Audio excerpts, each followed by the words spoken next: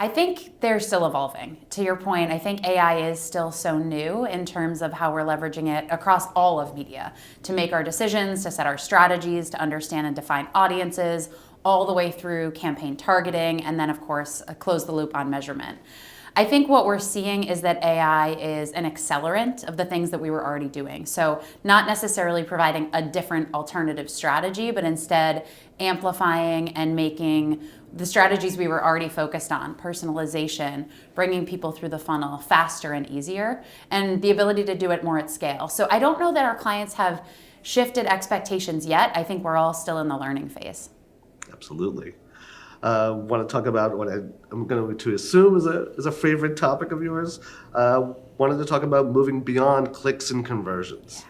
How is Digitas helping clients embrace newer performance metrics like customer lifetime value and incrementality? Yeah, absolutely. So we are helping our clients move beyond just looking at clicks and conversions to things like incrementality, multi-touch attribution, media mix modeling, which are not in and of themselves new. But we're really working to evolve the measurement strategies from an or to an and. We know that there is still value and necessity, depending upon the category and the brand, to look at things like impressions, reach, clicks, CPMs, to be able to use them as near-term metrics to guide long-term success.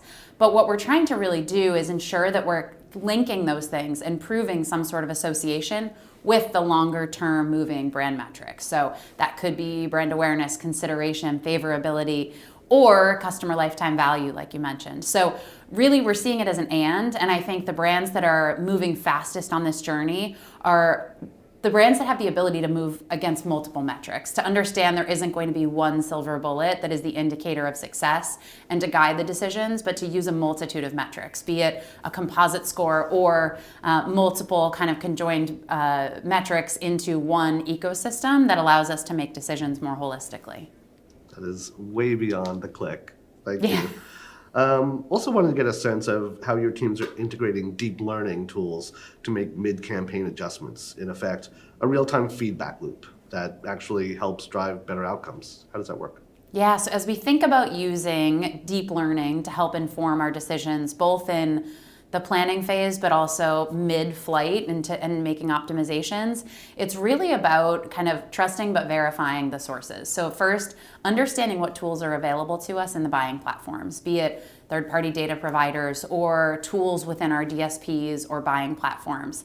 We're especially scrutinizing those of the walled gardens, to be able to leverage the power of what we know they can bring in terms of optimization by way of AI, but ensuring we put guardrails around it. So we're not handing over the keys to a platform that might have multiple objectives or maybe conflating priorities. And so for us, it's about prioritizing the tools we want to test, testing into them, making sure that we're testing, getting the learning back, making sure that they're actually optimizing towards both those near-term and the long-term business outcomes, and then starting to implement them in very specific and targeted, precise ways so that we are not completely giving over to the AI, especially as we start to learn and are still in kind of that adjustment phase, but really tapping into the power of it in very precise ways.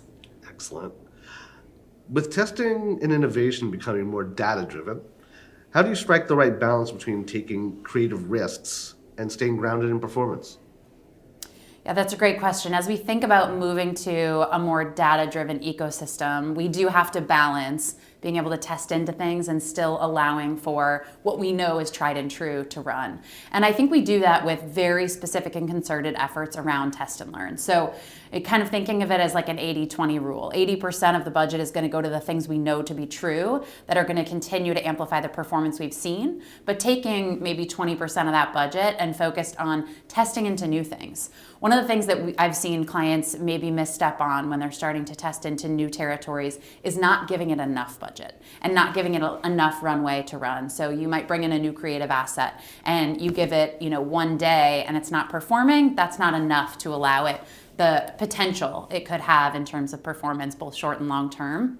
And I actually even see that in the way some of our systems and platforms optimize. So we might give reign over to a platform to allocate budget amongst a set of creatives, but if it doesn't allow a certain creative enough time or enough scale to ramp up, or we don't feed it the right metrics that we actually care about, those longer term metrics like consideration or lifetime value, then the platform is not going to be able to optimize. So that's where we really see the art and science being brought in, where we might go in and overwrite a platform setting to make sure that we're giving enough runway, enough leeway to a new asset, a new target, a new type of bidding, so that we're able to see performance before we make any decisions, while continuing to have a healthy amount of our budget and what we know works.